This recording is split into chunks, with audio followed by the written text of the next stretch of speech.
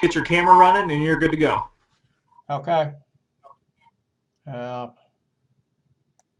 Okay, there we go. I don't know what is going on up here, but we'll figure it out.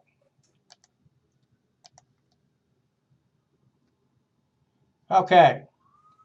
We are ready to go into chapter 2, and I apologize for the interruptions occasionally. As you know, this is a learning process for me, and I'm being helped along here. And I think, some respects, it's a little bit of a learning process for our technical folks because it's new to them as well. So chapter 2, we're going to talk about understanding economics and how it affects business. These are the learning goals. Look about basic economies, or basic economics, excuse me.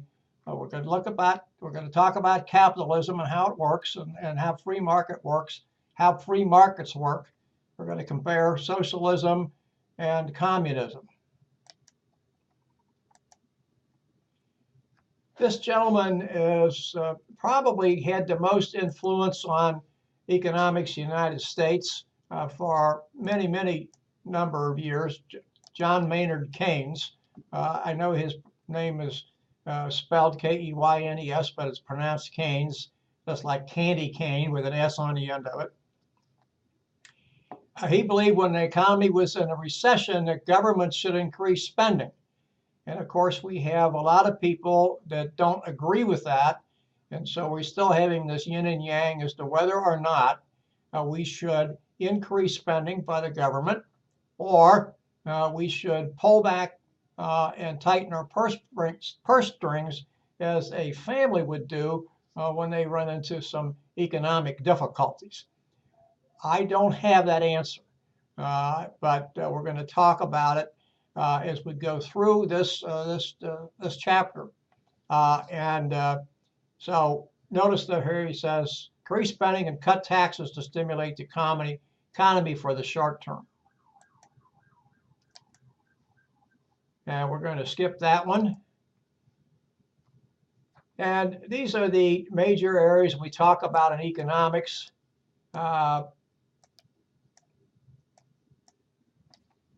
Economics is the study of how society employs its resources to produce goods and services. And then we have two major themes within that. They are microeconomics and macroeconomics. Macroeconomics concentrates on the economy as a whole, or speaks to the government and how the government does things, whereas microeconomics talks about us, how we use our resources or don't use our resources to buy things, and how we do things in markets for goods and services.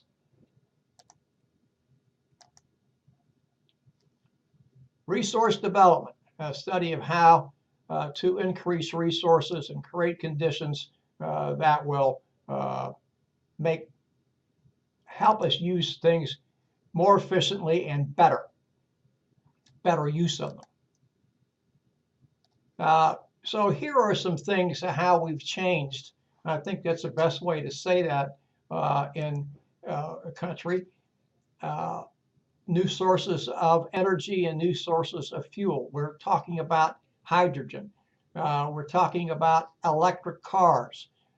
We're talking about things doing that. New ways of growing food called hydroponics. New ways of creating goods and services, things called aquaculture and nanotechnology.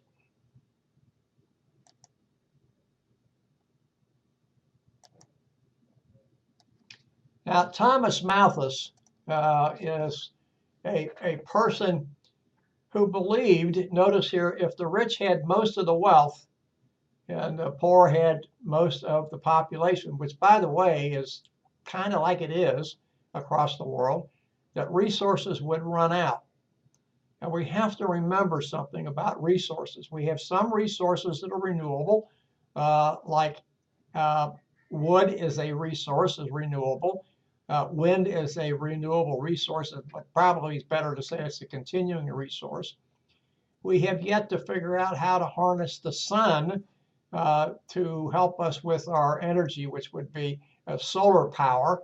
We've done some of that. We've not done as much as we can or we should, perhaps. But we have other resources that are not renewable. Oil is not a renewable resource. Coal is not a renewable resource. Those resources will run out sometime. Not in my lifetime, probably not in your lifetime. But we can't pass those issues on to future generations because by the time it gets to future generations, they may not know what to do. It'll be too late. So we need to think about that. Because of what Malthus thought, Thomas Carlyle said economics was the dismal science. And we still have some neo-Malthusians who believe there are too many people on the earth. I don't know a way to stop that spigot. I don't think many other people do either, at least a way that most of us would like.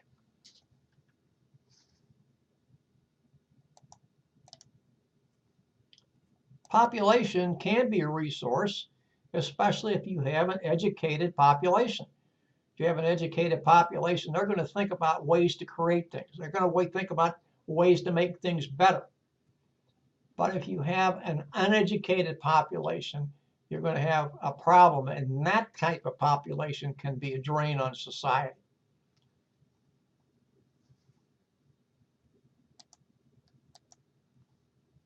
Again, we're back here to the green thing. We find people that have hybrid cars. Now, I'm here to tell you that if you buy a hybrid car, it will take you a good deal of time to get your investment back if that's what you're looking for. My wife and I own a hybrid car.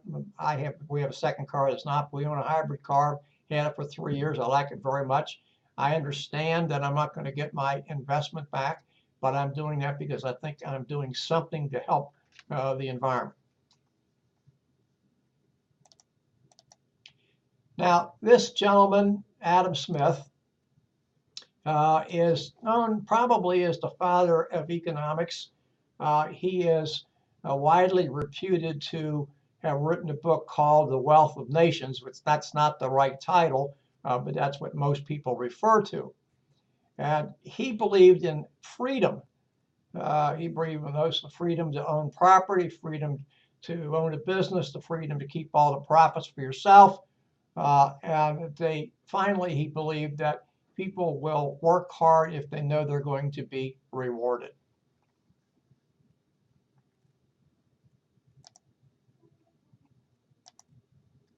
Smith came up with what was known as the invisible hand.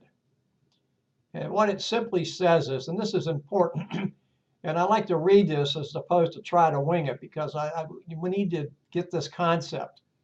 When self-directed gain leads to social and economic benefits for the whole community. So he said there was an invisible hand taking care of this.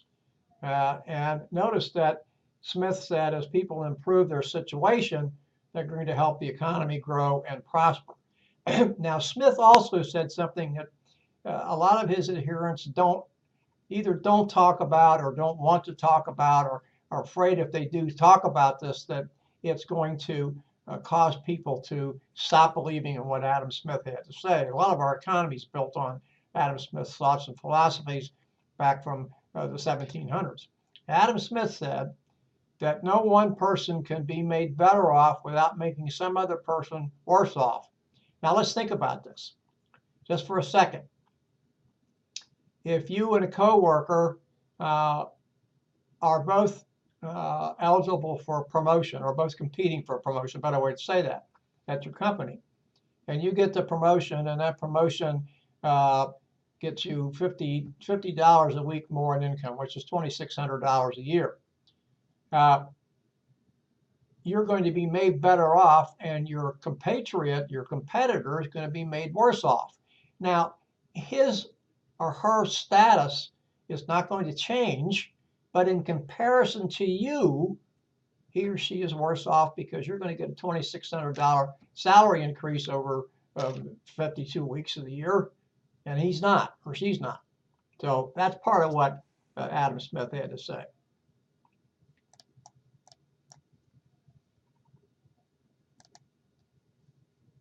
Now, here's how you understand that.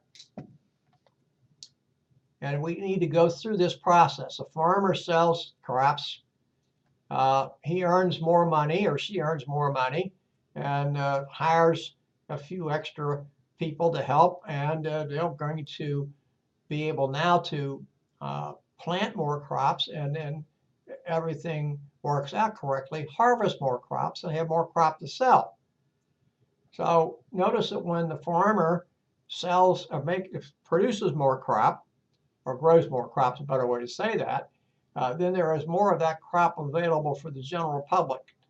And so here in this situation, the farmer is helping him or herself because he's able to sell more, she's able to sell more, and then obviously in selling more, make more money. And at the same time, he is providing a service, if you will, but a good certainly, but a service as well to his community, her community, by making more product available.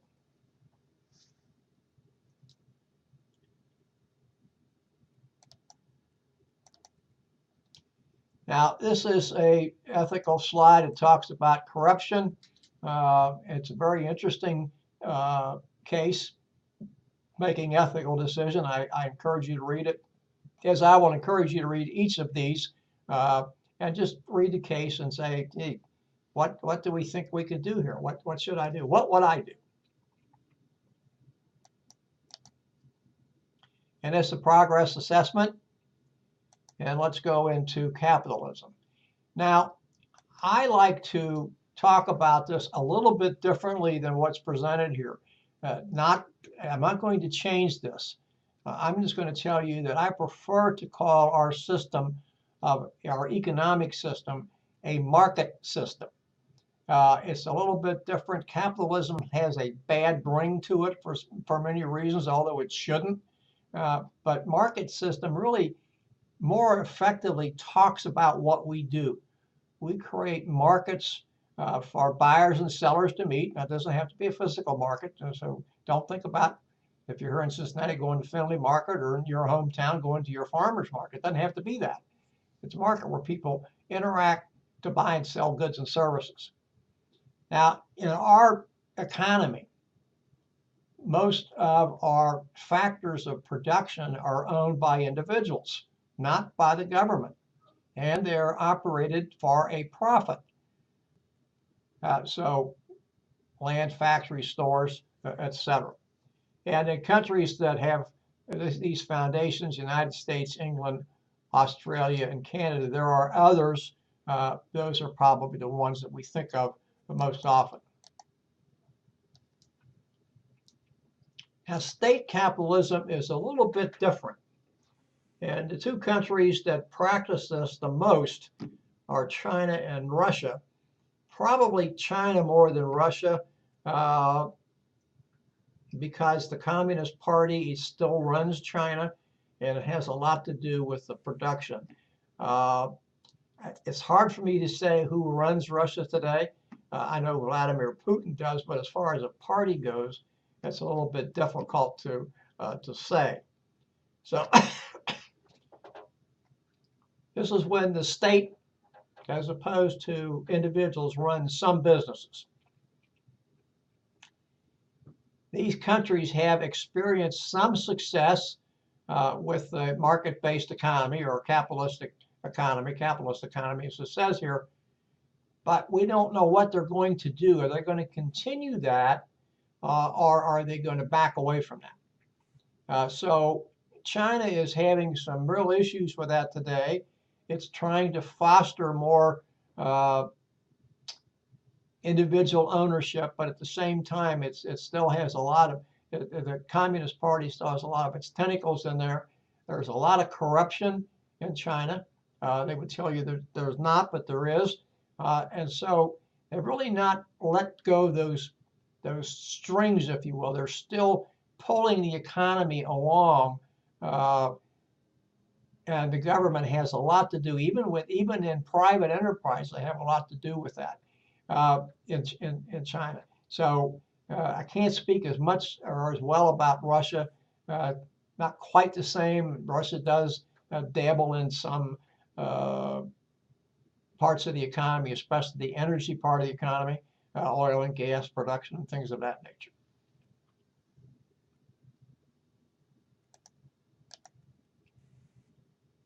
This is just a spotlight on business here, which you can go to in your text and read. We're not going to spend any time on that. Now, here are the 4 basic rights of capitalism or a market-based economy. Right to own private property, right to own a business and keep all the profits for yourself, freedom of competition, the right to have freedom of competition. In other words, the government's not going to tell you who you can sell to and who is going to compete against you or anything else. The government stays out of that. And then you finally the right of freedom of choice. Franklin Roosevelt followed that up with 4 additional rights. Freedom of speech and expression, which really, that's interesting that he came along with that because that's embedded in the First Amendment to the Constitution of the United States. Freedom to worship in your own way, again, part of the First Amendment, but I think perhaps he felt it needed to be articulated at that time. Freedom from want, which is not part of the United States Constitution. And finally, freedom from fear, which again is not part of the United States Constitution.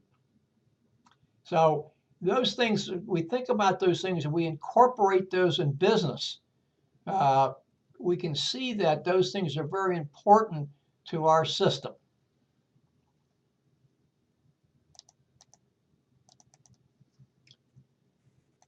Now, free markets are exactly what they say. There is nobody telling a producer how much he or she has to produce. Now, having said that, I want to tell you that in the years, many, many years in this country, we have had things with agriculture where we have paid farmers not to grow certain crop.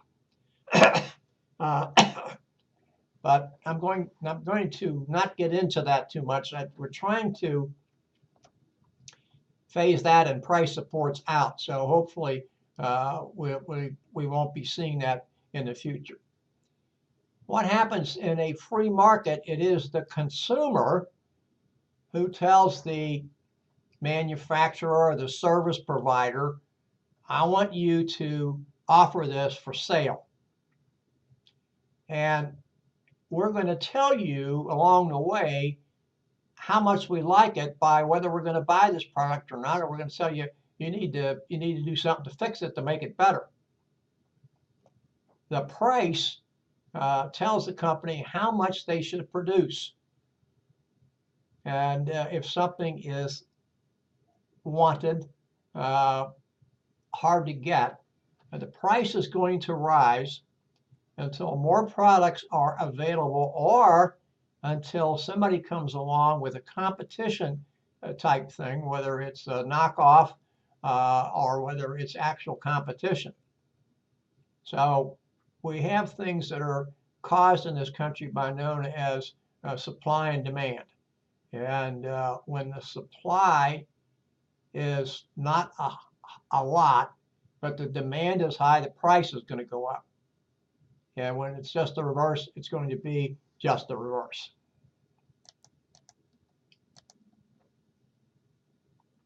This is our circular flow model. Gives us an opportunity to look and try to understand, or helps us understand, is a better way to put that, how a free market works. So we have businesses and households, and it's a circular model, as you can see here. Buying power, goods, and services, input payments, input factors of production.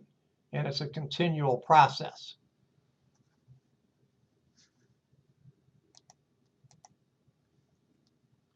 All right, now here's the pricing item. What we think about. This is part of the supply and demand equilibrium. We're going to talk about that shortly.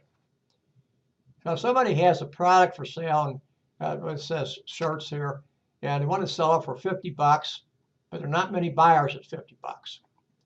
So seller says, all right, I want to be able to sell my product, and I can sell it at 30 bucks and still make some money. So I'll get more people are going to buy at 30. So the buyer is telling the seller, we like your product, we'll buy it, but we'll only buy it in sufficient quantities if it is at $30. If you raise it, we're not going to buy it.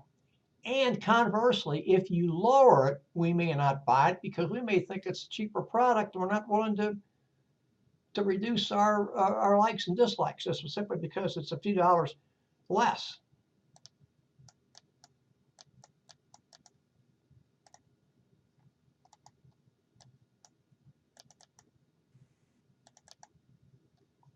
Now, this is the supply curve. Quantities of products the businesses are willing to sell at certain prices. Now, this says different prices, etc. So notice here's the prices on the left-hand side, and the quantity of T-shirts that are sold on the curve here. So quantity of T-shirts sold, and notice that here's a supply curve willing to sell at different prices. Now the price and then the quantity sold.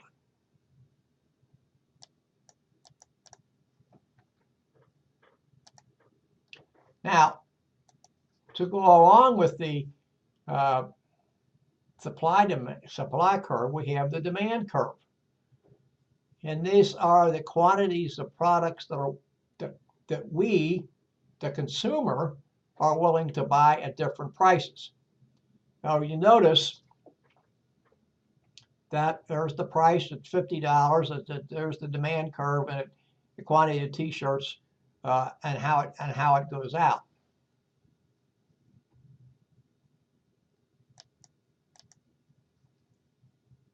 Now, in any type of market, we have four types of content. By the way, I forgot one slider. I beg your pardon. And that's the equilibrium. So,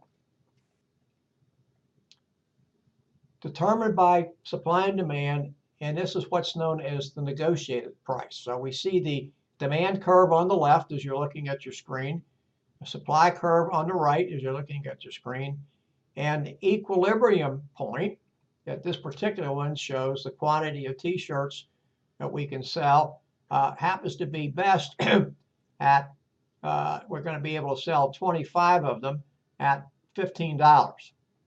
That's where they meet, they come together, and known as the equilibrium price. Also known as market price, equilibrium point, also known as the negotiated price. 4 degrees of competition: perfect, which we have very little of; monopolistic, oligopoly, and monopoly. And we will go through each of these a little bit.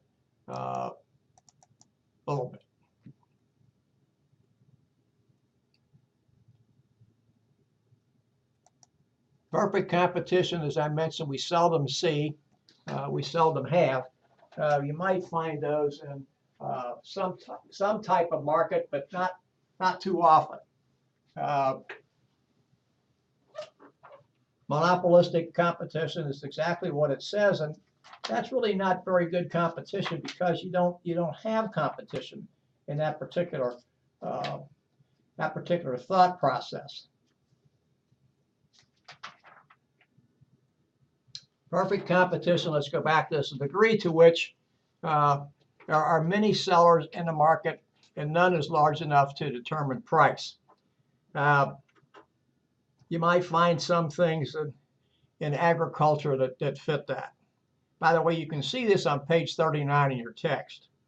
Monopolistic competition is when you have several large companies that dictate price. Products are very similar, and buyers perceive them, but buyers perceive them as different. Some of our soft drink companies might fall into this area. Oligopoly is a competition where just a few sellers dominate. We have automobiles in that category, tobacco, gasoline, etc. And then the final one is monopoly. This degree of competition where there's usually only one person that controls the market. And a very good example of monopoly in this country would be our utility organizations. Now, our markets do have pluses and minuses. Open competition among as many companies as there can possibly be. Opportunities for people at the lower echelons to work their way up or to start businesses and become entrepreneurs. Many of our immigrants have started that way. People may let greed start to drive them, and we find that quite frequently. So that's something we do have to be concerned about. However, having said that, we're better off than most other places. Individual tax rates around the world, low and high individual tax rates give you some kind of idea where we stand as opposed to other ones. The countries that you see there in Europe, Belgium, France, Germany, not so much Switzerland, but certainly the United Kingdom have a lot of benefits, social welfare benefits. Something the United States has tried to stay away from.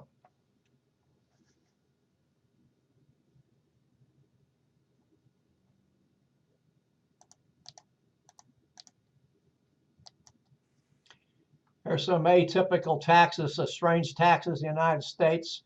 I'm not going to go into those. Those are just interesting reading for you.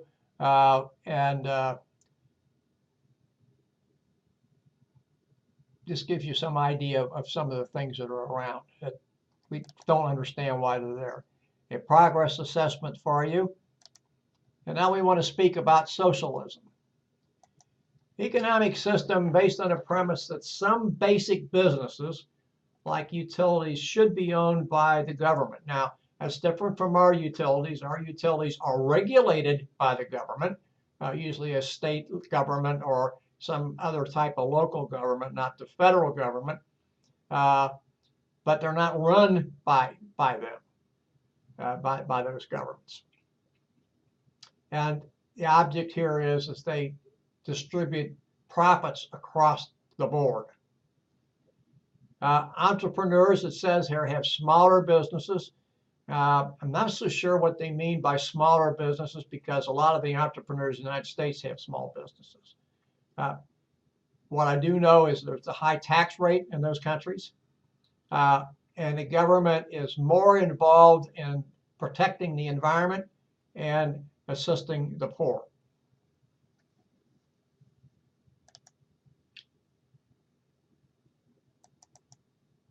Here's some of the benefits: social equality, free education, free health care, longer vacations, etc.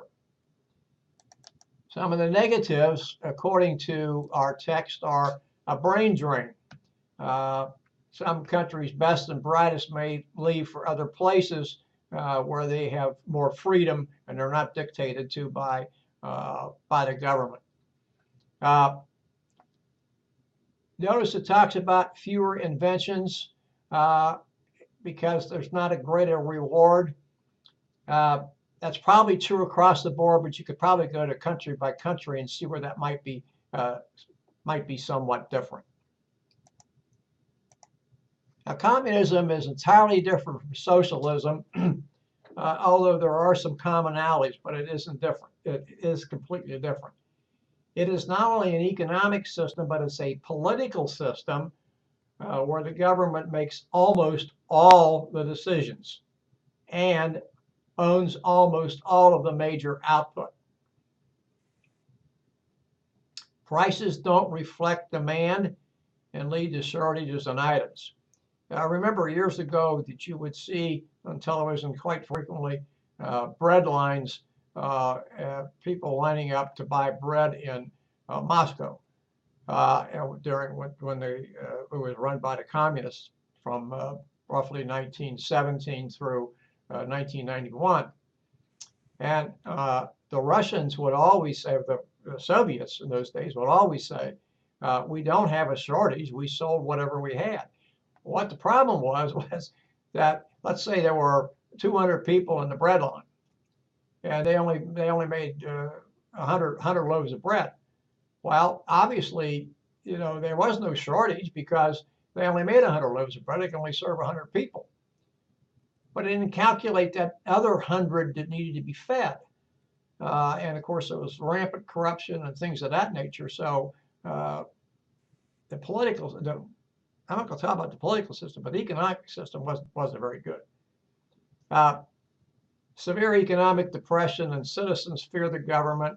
We certainly can look at countries like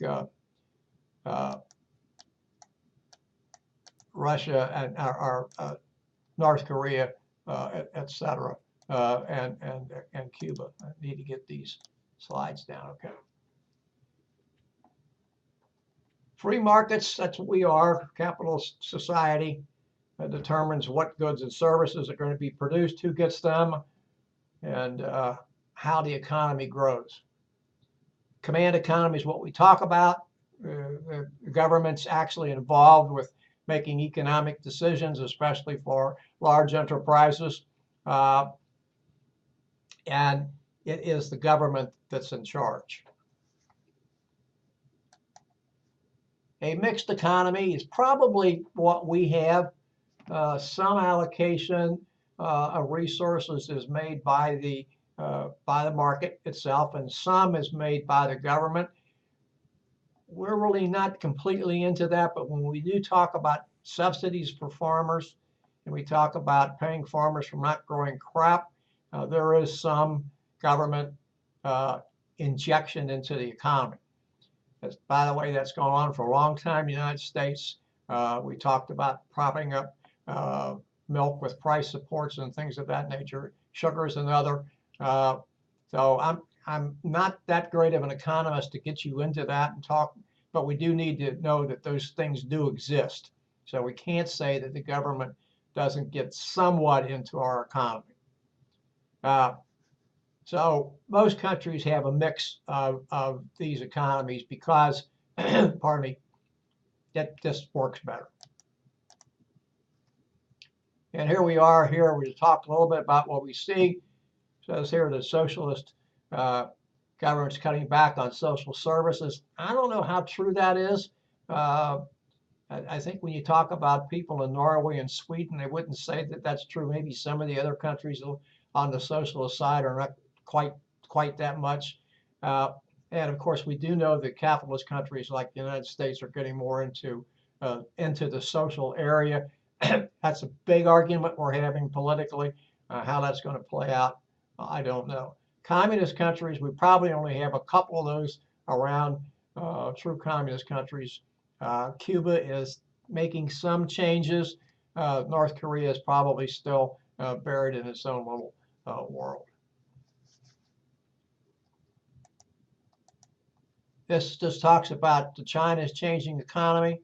It is growing much faster in the United States. We have to realize something, that we have about 340 million people in this country, and China's population is over 1 billion.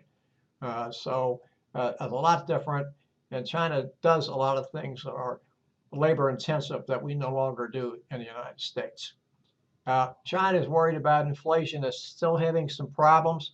Their economy is having fits and starts. The renminbi which is their currency, has been the country's either devalued it or it's been losing value against the dollar for some period of time. Now, we're not too happy about that, because when they continue to lose, it continues to lose value against the dollar, that means their goods are that much cheaper coming into the country.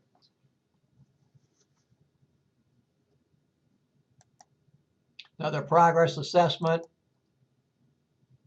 Gross domestic product is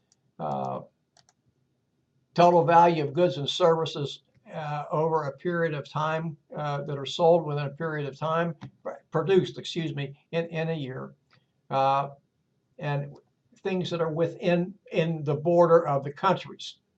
Okay, as long as the company is within our borders, we're talking about the United States, even if it's a foreign-owned country. GDP changes, businesses feel that.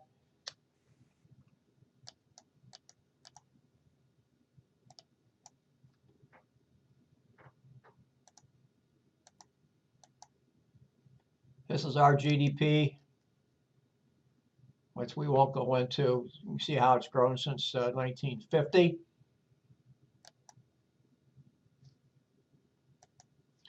And this is still our GDP as compared with Brazil, Russia, India, China, and the United States.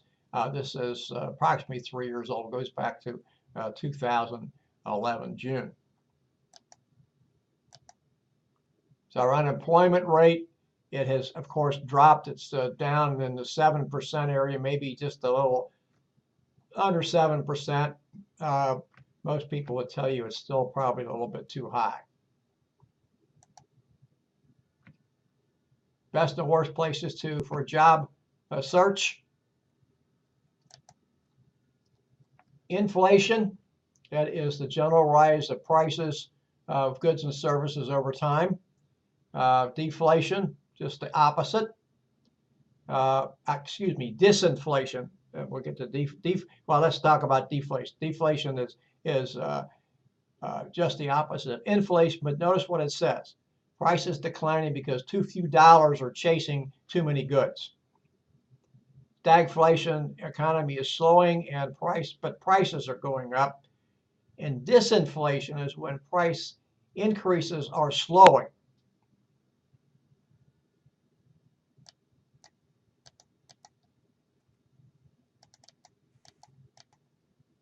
Consumer Price Index, monthly statistics that measure the pace of inflation.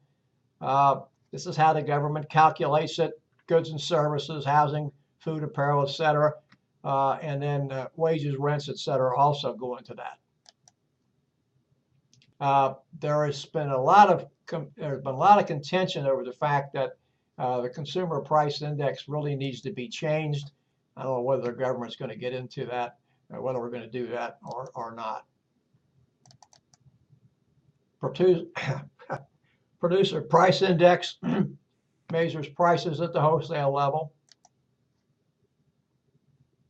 Productivity has risen in the United States due to technological advances, and the service sector, productivity in the service sector grows more slowly because there are fewer technologies.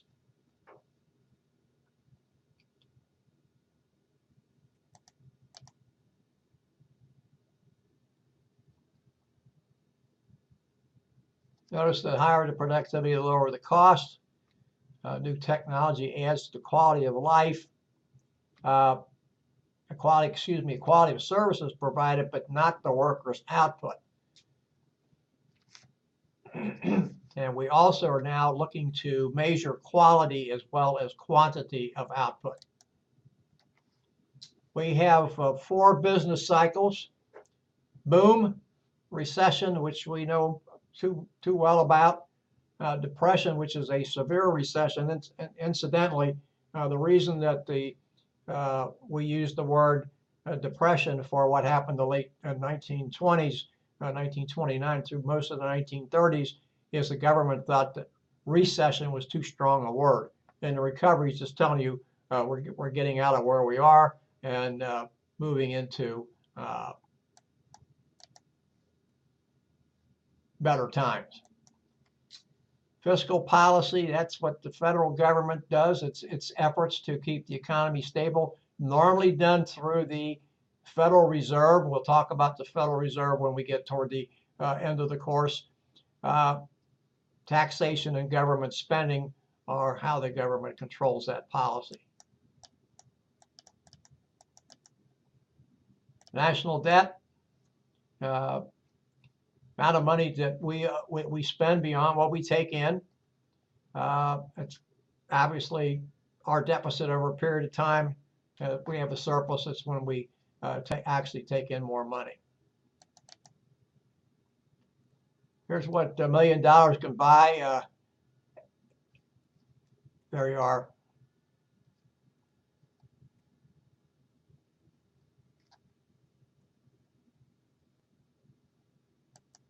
And this is our monetary policy, which is administered by the Federal Reserve. They manage the money flow, money supply, interest rates. They are all concerned with making sure that when the economy is booming, that it tends to increase interest rates. Now, our economy has been better the last several years, but our interest rates are at historic lows and have been for some period of time. And then when it's in a recession, it tends to decrease interest rates. But as I mentioned to you, we have historic lows right now. So that brings us to the end of chapter 2, and we'll take a break. I have 5:25. Let's take a 5-minute break and come back at 6:30, and we'll get into chapter 3. Thank you. Please come back at 6:30.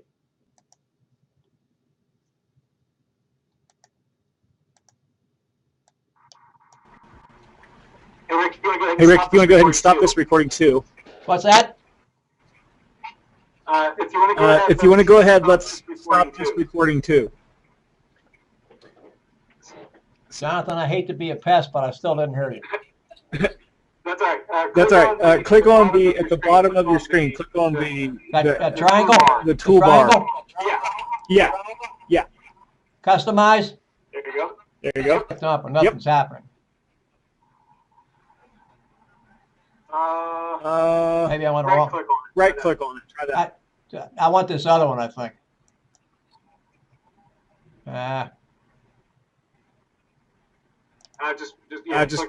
Click away from that one. Yeah.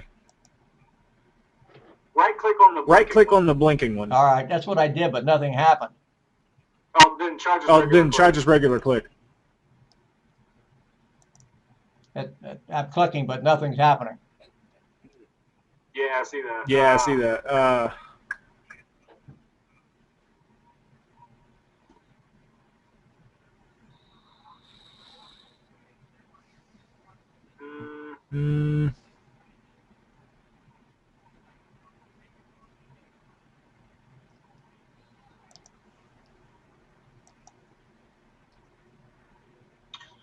wonder if I could request control.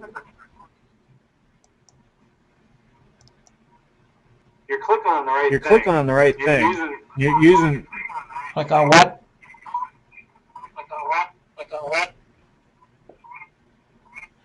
I said you're clicking on the right thing. I said you're clicking on the right thing, so I don't think. I'm trying to figure out what's going on.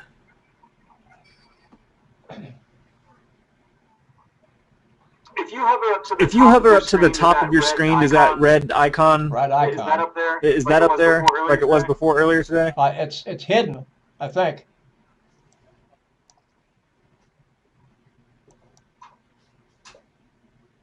Well, I'll tell you what. Let's just let it go. We can just let it go. It's okay. Just let it run.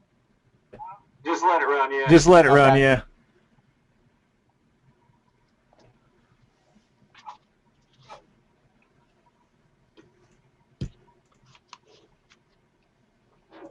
I hope we can get this uploaded at the end here.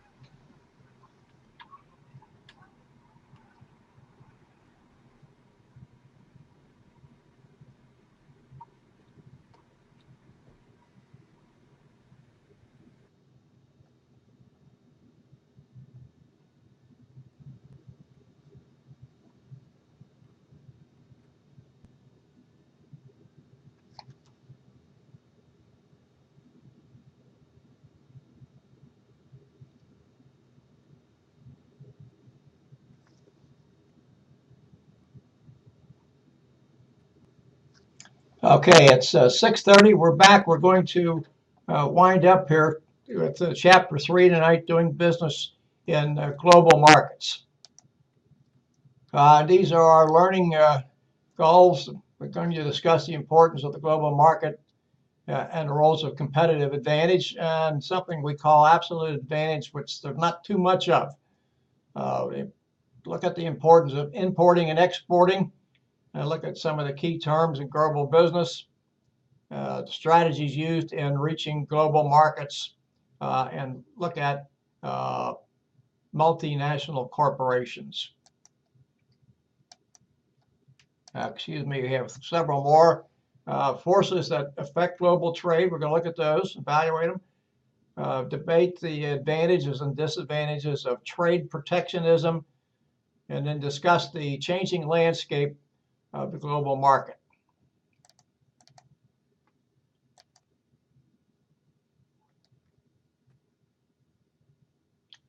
Notice that most of 90% of the companies doing business globally today believe it's important to have employees who have international experience. This gives us an idea of the world's population. 7%, a little over in North America, compared to over 60% in Asia.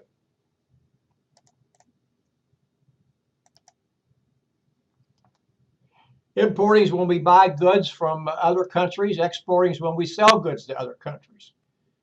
We are the largest importing and third largest exporting country in the world.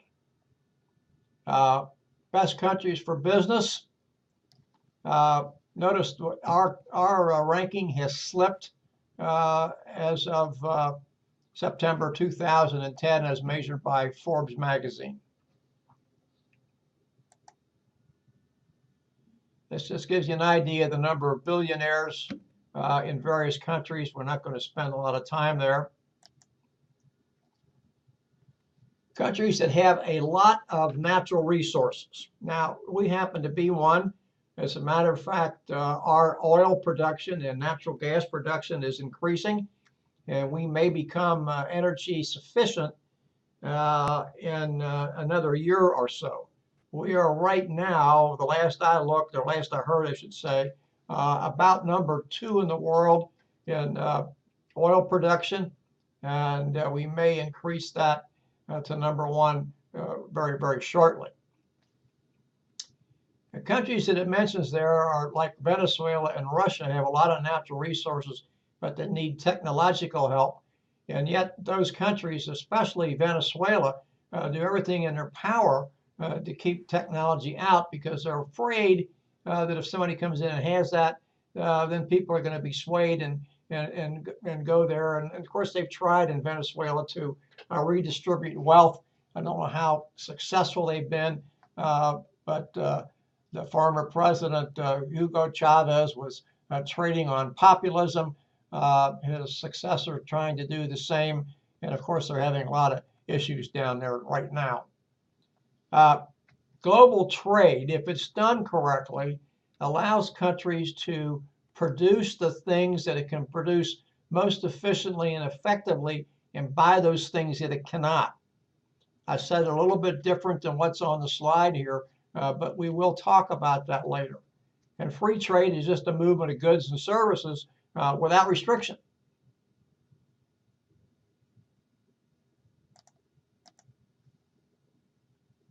Now, this just gives how exports affect the GDP in the United States. Notice that our GDP, even though we're a very large exporting country, number 3 in the world, it doesn't affect our GDP as much as it does other countries.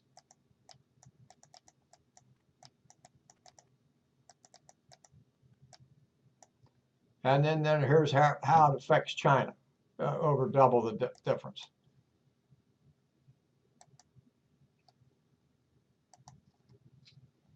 Global trade has led the world in a new direction, according to the slide. It's helped increase literacy, and it's helped increase life expectancy. I have to tell you, I think that that is a little overstating how good global trade is, but it's certainly helped in those areas.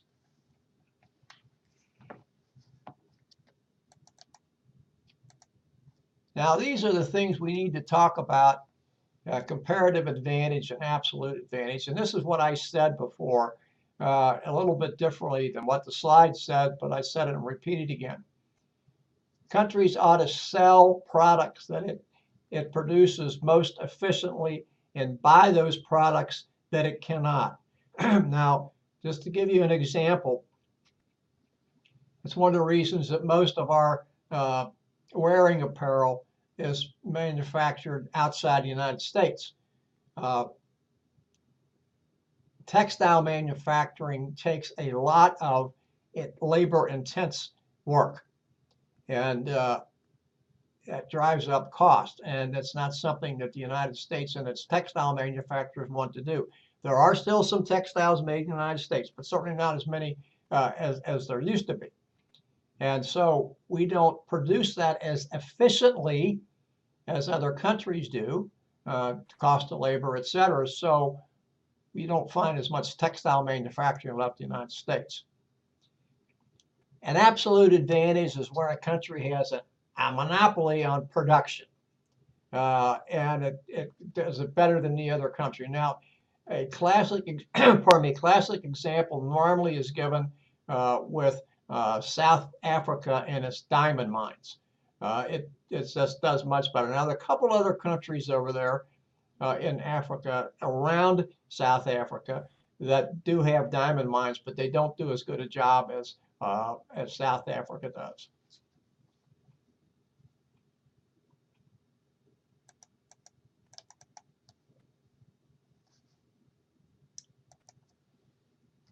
Notice what this slide said. Small businesses might be the key to global growth. Notice here what they say. Only 1% of U.S. small businesses export, but they account for 30% of all the exports. That's a significant number.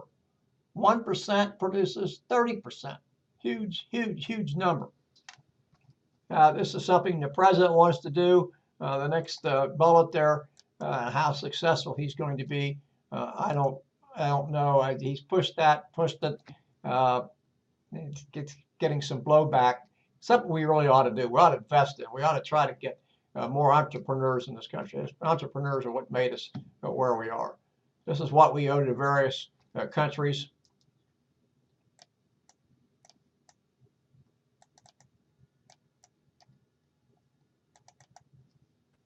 Small business with big vision. I'm not going to talk about that. Getting involved with importing. Students have noticed this, how this thing works, and working with producers in native countries to help people become producers and entrepreneurs while they're still in school. Bill Gates became an entrepreneur while he was still at Harvard. And some of the other folks that have been made mega bucks in the United States were dreamed up things while they were in school. Michael Dell is one. Now, this is how we measure global trade: balance of trade, trade surplus, trade deficit. Balance of trade is just the value of our exported goods compared to our import. Trade surplus is when we're selling more. Our businesses are selling more than we are importing. So trade surplus, good side; trade deficit, bad side. Balance of payments. Wait a minute, that did not come up. I'm sorry. There we go. Difference between money coming in, money going out. Just think of that of your checkbook or your wallet. How much I've got coming in from payday, how much I've got to put out. Certainly you want to have more money flowing in than money flowing out.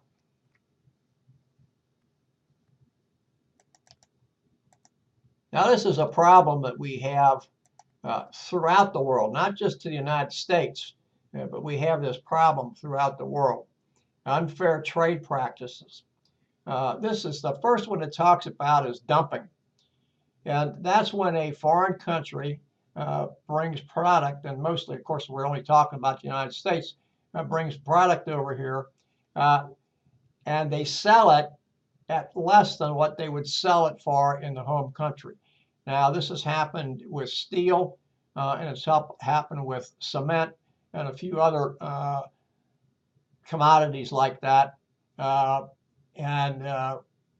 It is prohibited. It's against the law, and we find countries like Russia and China and Brazil, and I'm almost positive South Korea belongs on that list as well.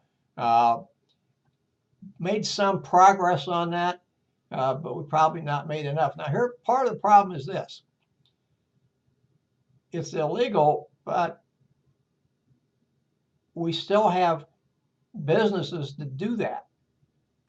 In other words, they're going to buy from somebody because they think it's in their best interest, when in fact, it's not in their best interest, and it actually hurts. And sometimes we're not so sure of that product that comes into the country and how well it is going to actually be done. All right, there's a progress assessment. And then here are some of the ways that we can reach global markets. Now, if you will look at this slide, it runs from licensing on the left-hand side to foreign direct investment on the right-hand side. And then it shows the amount of commitment, control, risk, and profit potential. All of that risk increases as we move to the right.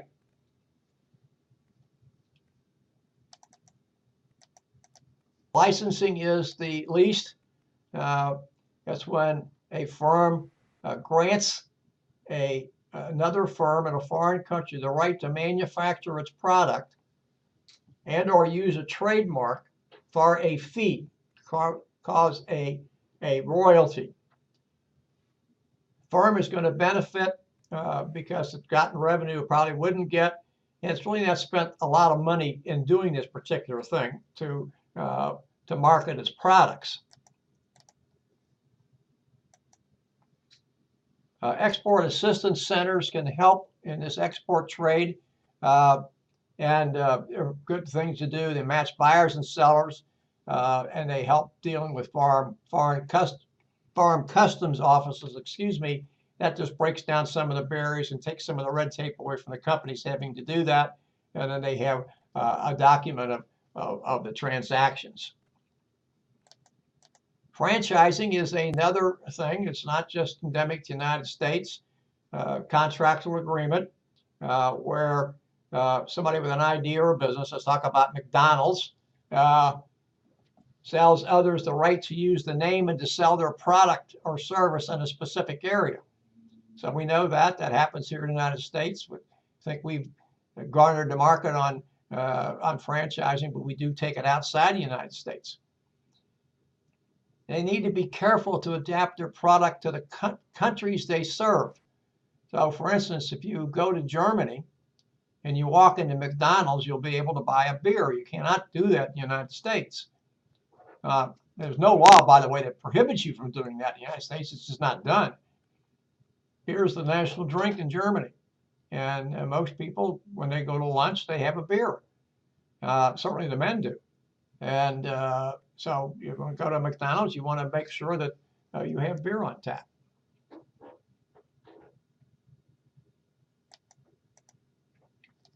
Excuse me, I need to go down here to the next one. And notice these are some of the flavors that Dunkin' Donuts has in Taiwan. You won't see most of those here in the United States. And this is McDonald's, what McDonald's does. And here what they do in Malaysia. I mentioned the beer. They have kosher restaurants, kosher kitchens in Israel. Contract manufacturing is another way to reach global markets. A foreign company produces private label goods. That's important. To which a domestic firm then attaches its brand name. That's a type of outsourcing, if you want to look at that. It can be used to allow a company to experiment in a new market where you don't have a lot of startup costs, etc., and then maybe temporarily to meet unexpected increase in orders. Joint ventures, exactly what it says. Two companies getting together to undertake a major product. One that was going on here in the United States for a number of years, especially in California, was a joint venture between General Motors and Toyota. They were going to try to come up with an energy efficient car to meet the strict environmental standards that the state of California has. That did not work out. I can't tell you why it didn't work out, but it was something that the two large car giants were very interested in doing, and it fell apart. But those things still exist, and they're around. So one of the benefits of these things are you have being able to share technology. You can share the risk. I like to say you're actually spreading the risk around a little bit more. You're getting expertise from marketing and manufacturing. You can share in some of those commonalities, and you can look at what's better for one does better and let them take care of that. And then if you're entering into a market in a foreign country, having a foreign partner normally helps you move that process along. Of course, there's some downsides to this, or downsides to all of these things, but it is a way to move into that. The next thing here we have are strategic alliances. Notice the first thing it says here, it's a long-term partnership. And it is designed to help each company build a competitive advantage. Notice though here it says that they don't typically share costs, risks, management, or profits. The object is to provide access to the market or markets. Foreign direct investment. Actually, you're going into a country and you're buying property, if you will, in this other country to own and operate a business. Then you have foreign subsidy. That's a company that's owned, we're talking about the United States, that's owned by a company from the United States. And that company would be called a parent company. That is the most common form of foreign direct investment. The primary advantage is that the parent company maintains control over technology, etc.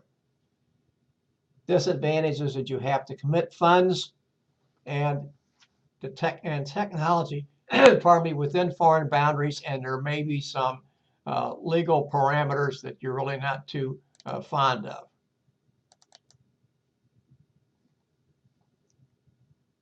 Multinational corporation is a company that manufactures and markets products in many different countries. Notice also it has multinational stock ownership and management. So some companies in the United States that operate outside the United States or have companies outside the United States, if they don't have that multinational stock ownership and management, they're not considered a multinational company or corporation by this definition. They would be global as opposed to multinational. Right here, the next, all global businesses are not necessarily multinational. The last part is very important. Only firms that have manufacturing capacity or some other physical presence in a foreign country can be considered as multinational.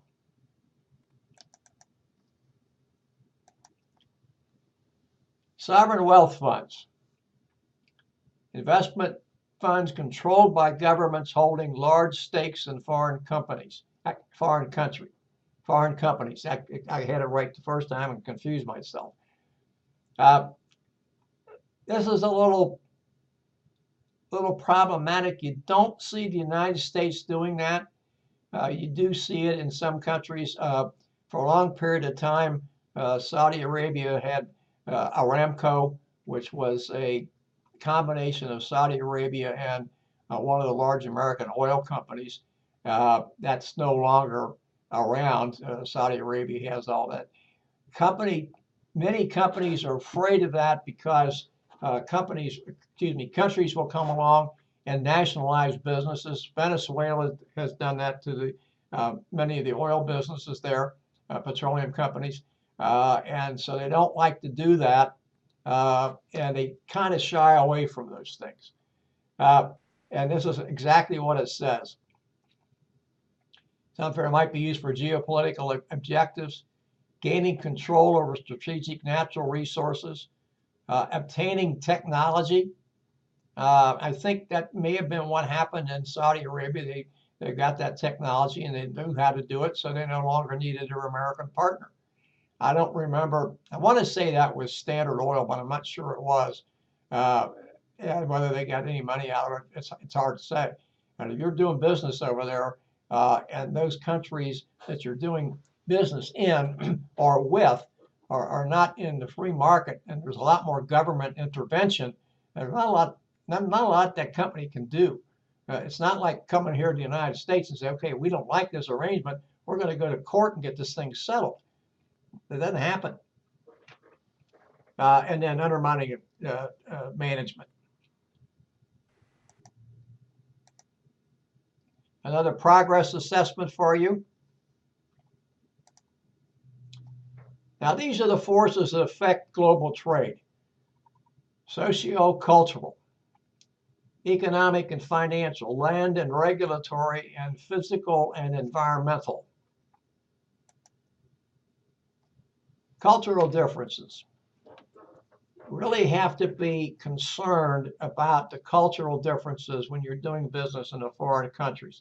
Not only the social fabric, but you have to pay attention to religion, manners, values, etc. What's on this slide.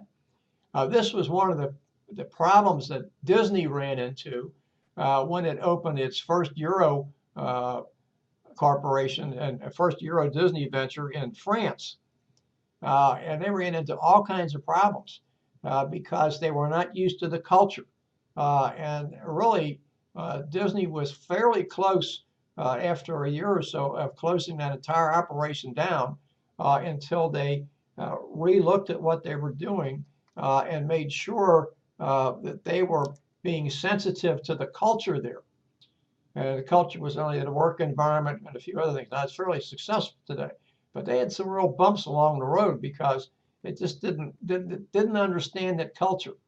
And too often, that's what happens to companies that start doing business in other countries that don't understand the culture. For instance, in another course I teach, we had a case study about a company that had a Mexican-American woman employee, and this company had a plant in Mexico, so they sent the woman down there to take care of the problems they were having. They thought, well, if we send a person down who speaks the language, everything's going to be taken care of. Well, first of all, the young woman was a Mexican-American. Probably better to say she was American-Mexican. Her family had come to the United States, became citizens, taken up residence here. And she was born, maybe she spoke Spanish, but she had American values. She didn't have Mexican values. And she ran into all kinds of problems down there. And sometimes companies think, well, if we just send somebody that speaks the language, we'll be taken care of. And that's just not the case.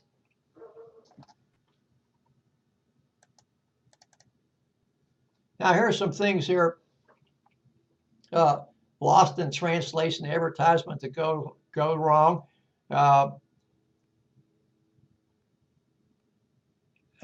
Schweppes in Italian was mistaken for Schweppes toilet water, etc. My favorite was always the Chevrolet. General Motors made a Chevrolet called a Nova, and they put it in Mexico, and they couldn't understand why people weren't buying the car down there. Well, if you understand Spanish, nova means no-go. And so, or a derivative of it means no-go. So why would you want to buy a car that was a no-go? It's crazy. So sometimes people don't really pay attention to things they're supposed to do.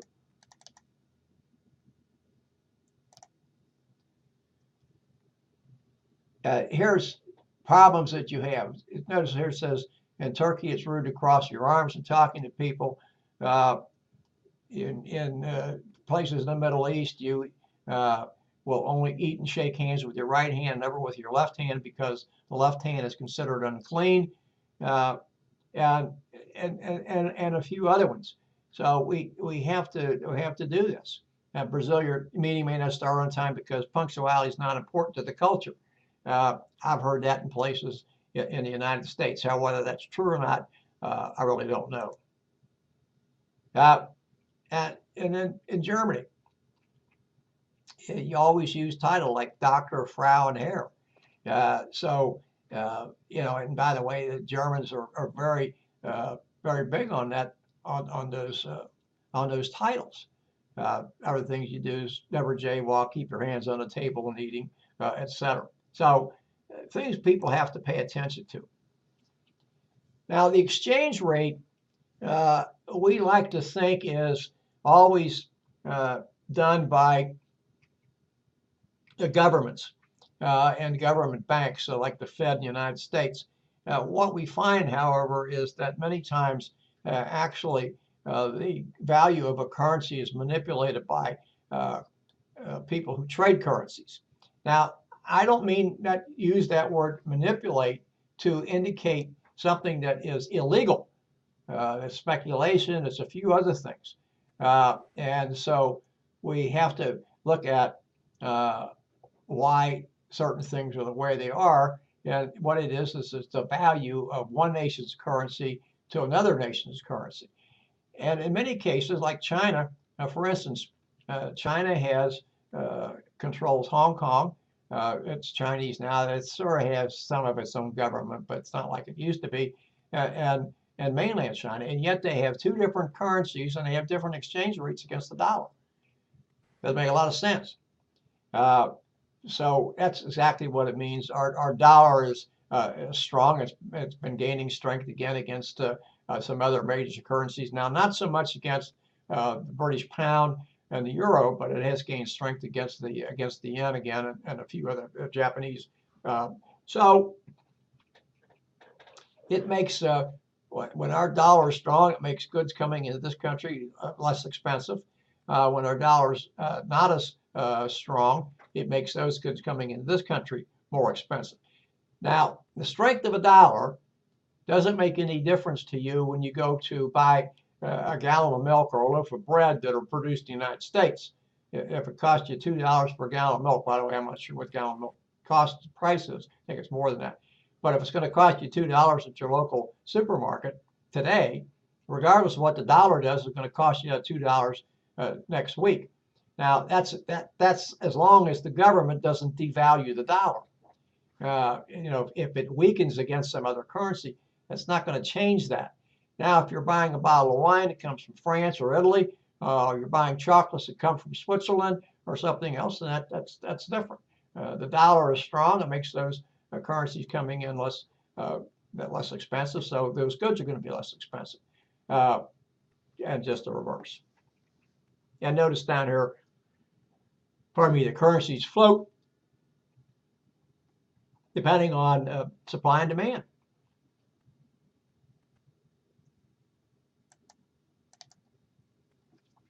Devaluation, we just talked about that. Company devalues its currency, then it's going to be worth less today than what it was.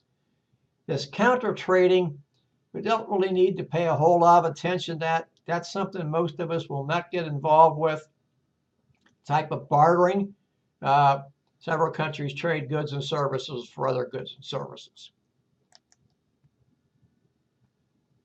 Now, here's something we need to worry about. There are no such things as global laws, no system of global laws.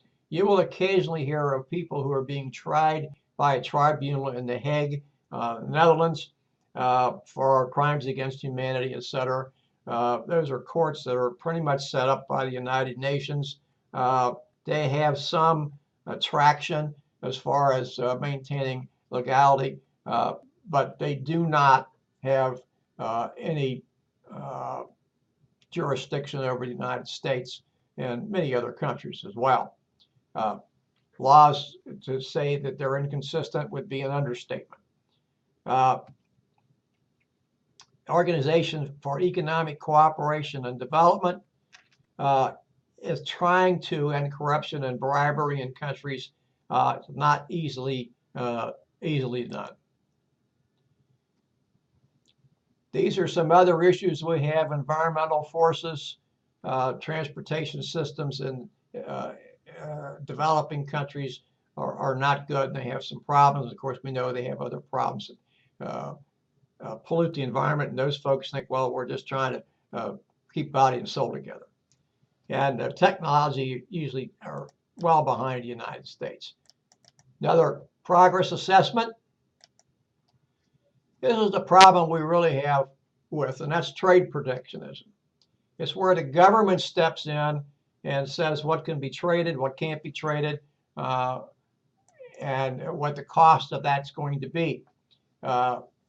So the object of it is the protectionism of some sort, and we're going to talk about a few of these in a second. Now, protectionism of some sort will protect the local producers. In fact, it doesn't protect them at all. It doesn't protect anybody. It causes the purchaser to pay more money than he or she would because there's no competition, and allows these producers to continue to be inefficient.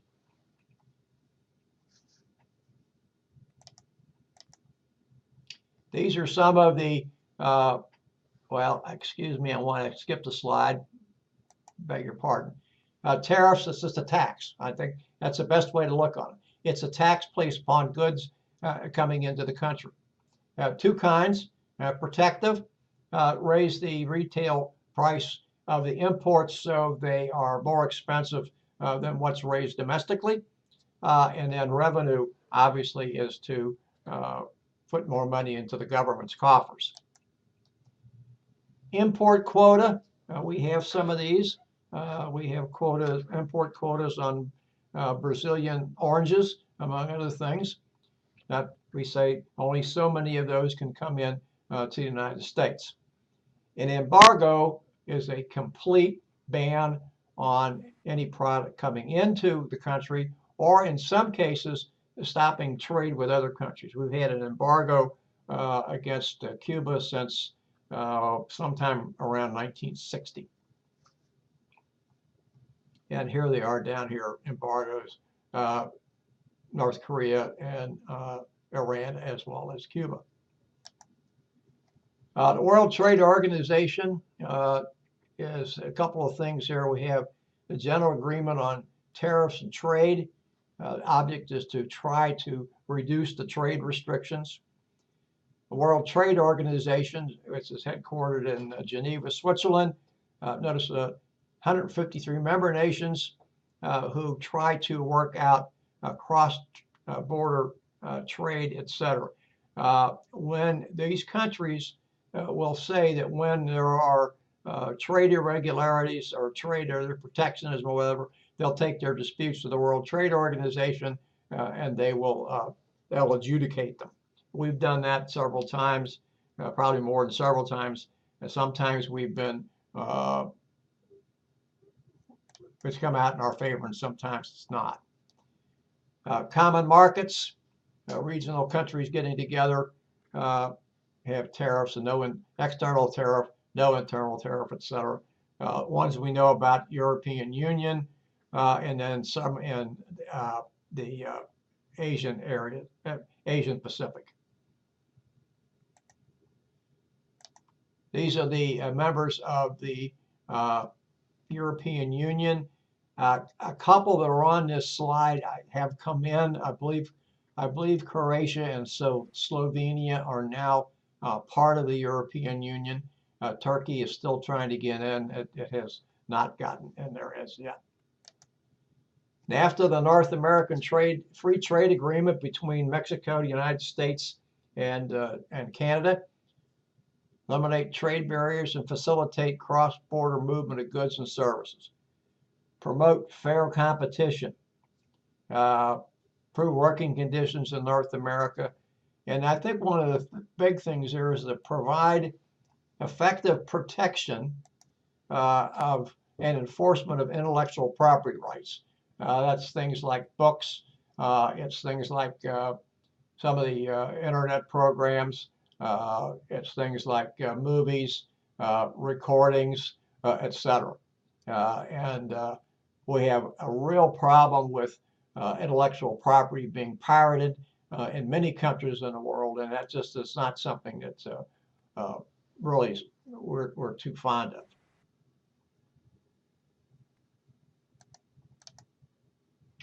The Central American Free Trade Agreement, which we've done with Central American countries, 2005. And we have some new free trade agreements being negotiated with South Korea, Colombia, and Panama. Not too sure how far along those are. We're also trying to do some things on trans-Pacific partnerships. Global trade is going to continue to grow. Notice what it says here in China, but pretty soon, if not already, India is going to be a much larger populous country than China is today. India is growing with information technology and pharmaceuticals, although the United States, especially the Food and Drug Administration, is having some real problems with the pharmaceutical industry there today. Russia probably, this bullet down here probably is no longer viable due to the uprising in Ukraine and Russia's response to that.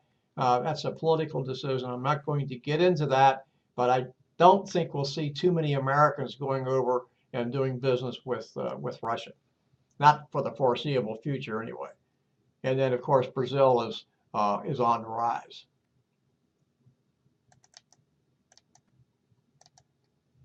Outsourcing, we've talked about that. Not going to talk a whole lot more about it, but it is here. It's not going away. We have to understand that. We have to understand that there are some businesses in the United States that are not going to come back. Most of the ones that aren't tend to be resource intensive. And what I mean by resource intensive, it takes a lot of humans to do that.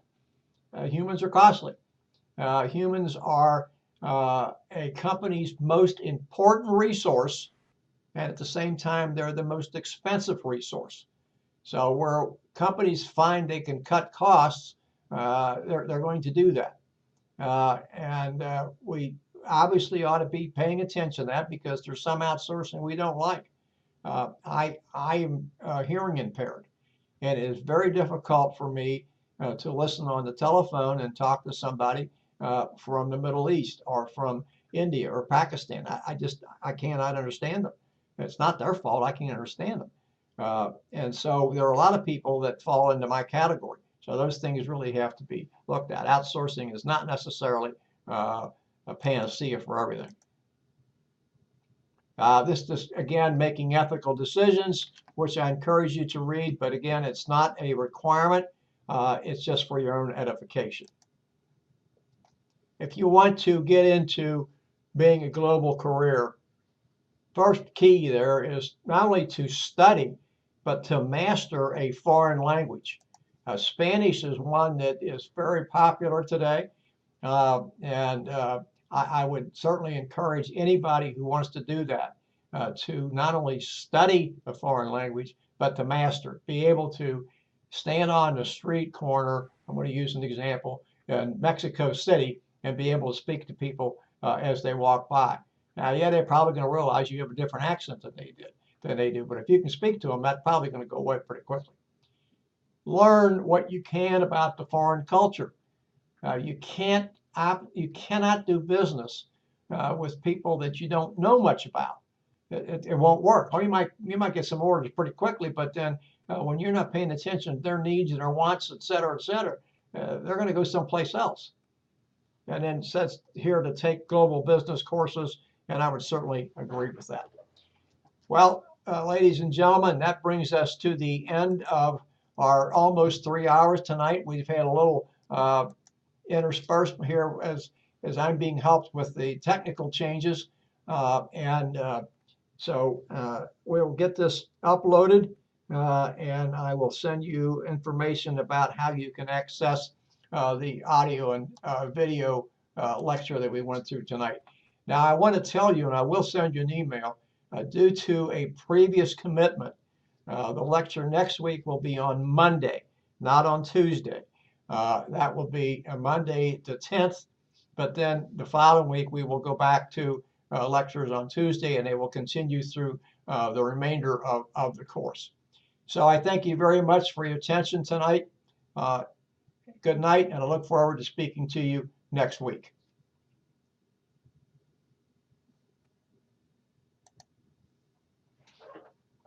All right. You still there, Jonathan? Yeah, I'm here. Okay, Yeah, I I'm need here. to click this YouTube thing. You can probably get it started. The files are You can probably get it big. started. The files are going to be pretty big. So you might want to do it in the morning, but you might want to do it in the morning, but you can maybe get it started and just let it kind of run I did this set evening. up an account. Okay. Let's Okay. go ahead and close all this out. Let's go ahead and close all this out. Close this out. Yeah. Just click up here at the top. Yeah, just click the red X. Yeah, just click the red X. No, I don't see a red X. In the PowerPoint. In the PowerPoint.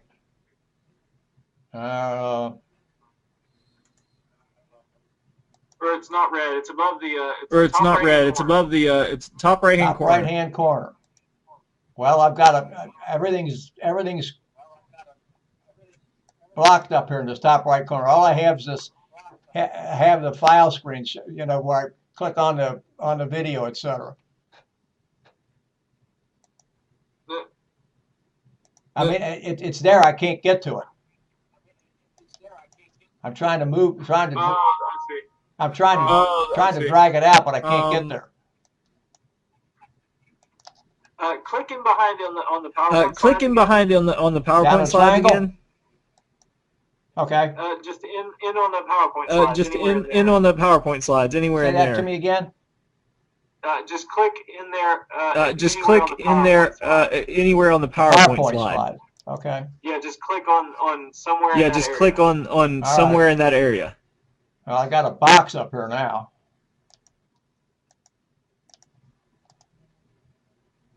Let me try to do it this way. I guess I'm not seeing what you're seeing, I'm not seeing what you're seeing, I guess. I'm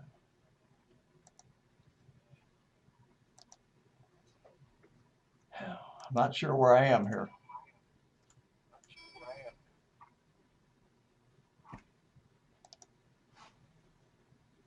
I think maybe I found it.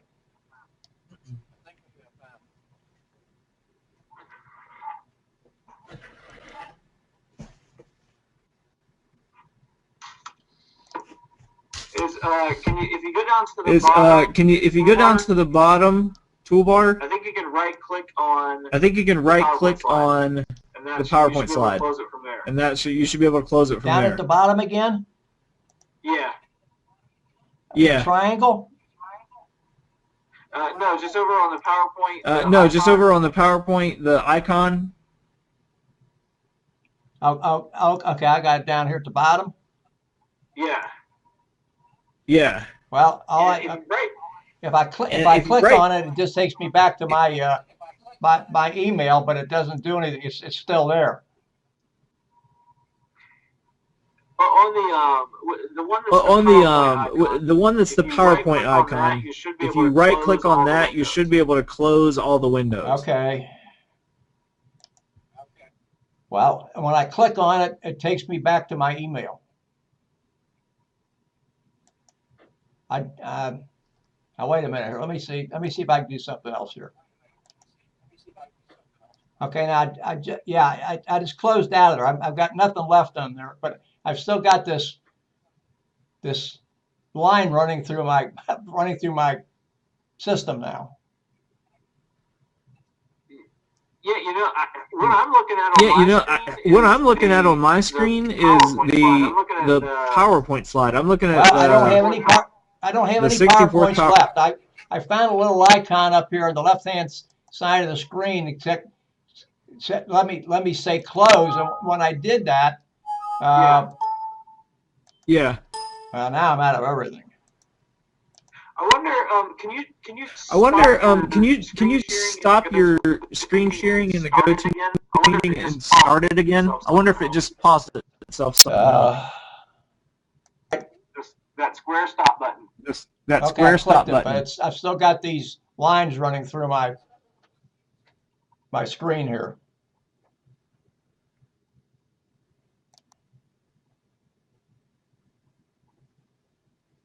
If I click on this little X that says quit up here, what will that do to me? Where at? Program. What program? Yeah. Okay. Now I clicked on this box and I've got three choices down here. Choose an organizer and leave, end meeting for all, or cancel. This is from the GoToMeeting people. Yeah. Don't do that yet, because I wanna. Don't do that yet, because I wanna. That'll close this session out. We won't be able to talk. So.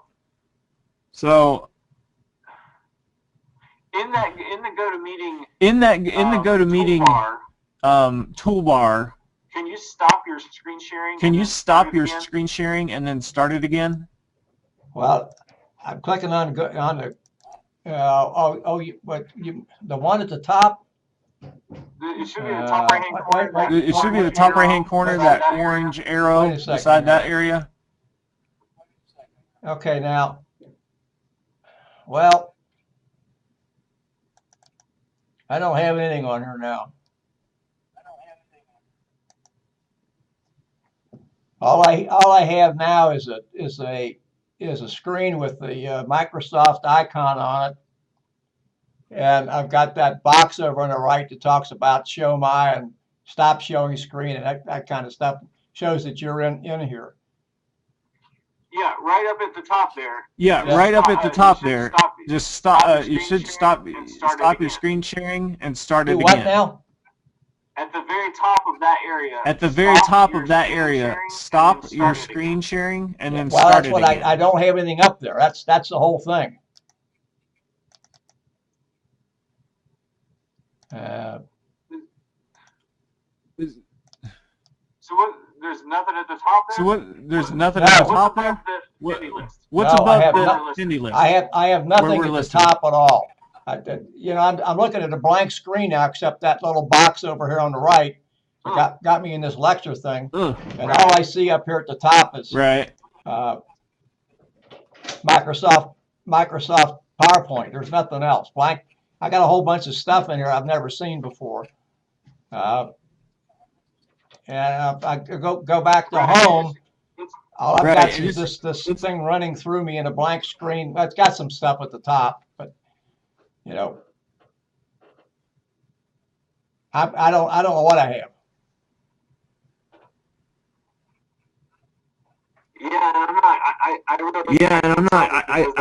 I can't tell just because I'm not able to see your screen. Yeah, I don't know what to tell you. I just have that one image. I can't find anything. If I go to home, I got a thing up here that says available templates and themes. I don't know how that came up there. And then that's a file. Go to home, I got a blank screen. There's the only place I have that GoToMeeting is down at the bottom. When you say home, what do you mean? When you say home, what do you mean? The only thing I have down there in this GoToMeeting is a little icon down at the bottom, and when I click on that, I don't get anything.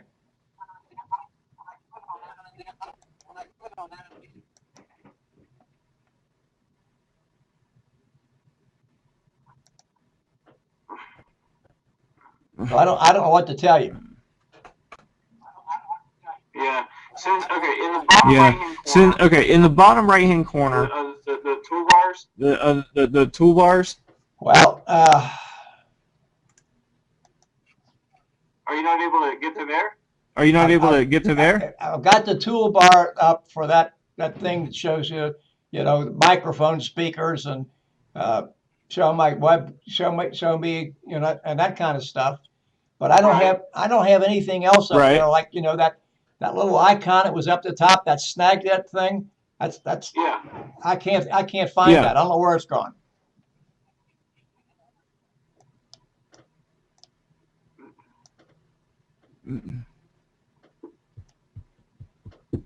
So, okay. So okay. But you said a minute ago you But saw you said the, a minute ago you saw record button, the right? that record button. Well, I got that out because I clicked on. Well, don't do that. I was able to get that record button out now, and I can't get to it now. So I've obviously done something that screwed this up, and I don't know what it is.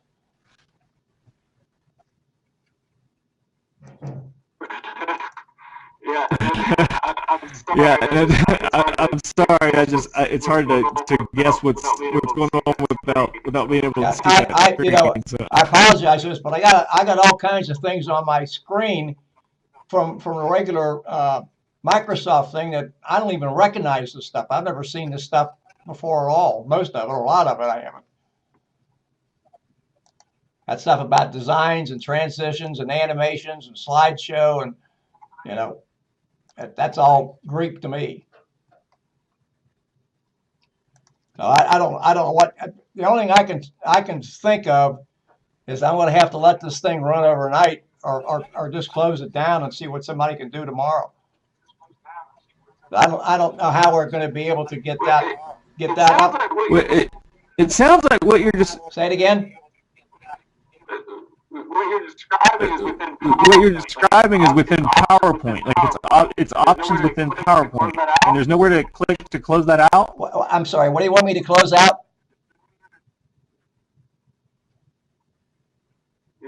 Where you're seeing the animations and that. Where you're seeing the animations and that all that stuff you're seeing before, there's nowhere to close that out.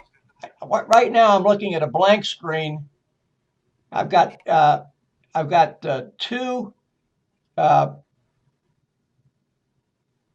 two boundaries here that are yellow and have black dots going from the bottom of the screen to the top. I've had that for some time. And then all I have, yeah, right, and I have no idea what that is or how that got there. And all I have is that box over here on the right that's got that show my screen, stop showing screen, etc. Shows you as being in here, and that I'm the organizer. And then when I go down to that little box, I click on that triangle at the bottom, I still get that little icon that's got the red dot that's blinking. Now I can get something from SnagNet down here, at least I think. Well, I could. Now I can't get anything. So I don't know what to do. I don't. I think we just. I'm like a lost ball in tall weeds here. Yeah. Like I said, if you just want to leave it. Well, yeah, like I said, if you just want to leave it, and, you could do a restart, or maybe you could do a restart or something like that, just to shut the thing down or something.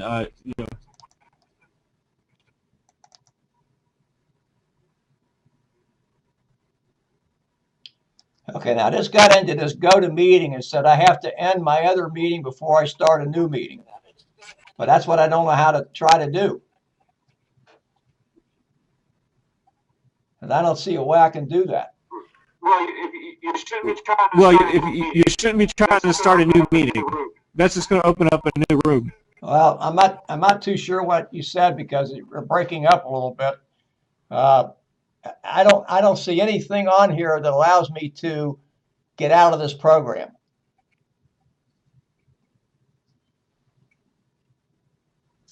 If I click the Well, I got up here at the top and I pull a thing that says file, and it says I've got a couple choices. It says exit leave meeting or exit end meeting. But I'm afraid if I do that, Yeah, I can, either one of those two. Yeah, I'm sorry? either one of those two. Either one of those two options. Either one of those two You options. want me to do one of those? Yeah. Okay, I'll do Yeah. exit end meeting. Okay. So I'm out now. I have the thing up here. It looks like I'm still recording. It's up to 1 minute and 42 1 hour and 42 minutes, and I've got a couple of features here.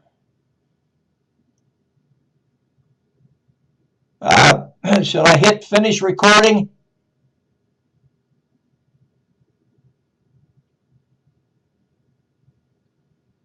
I think you're gone.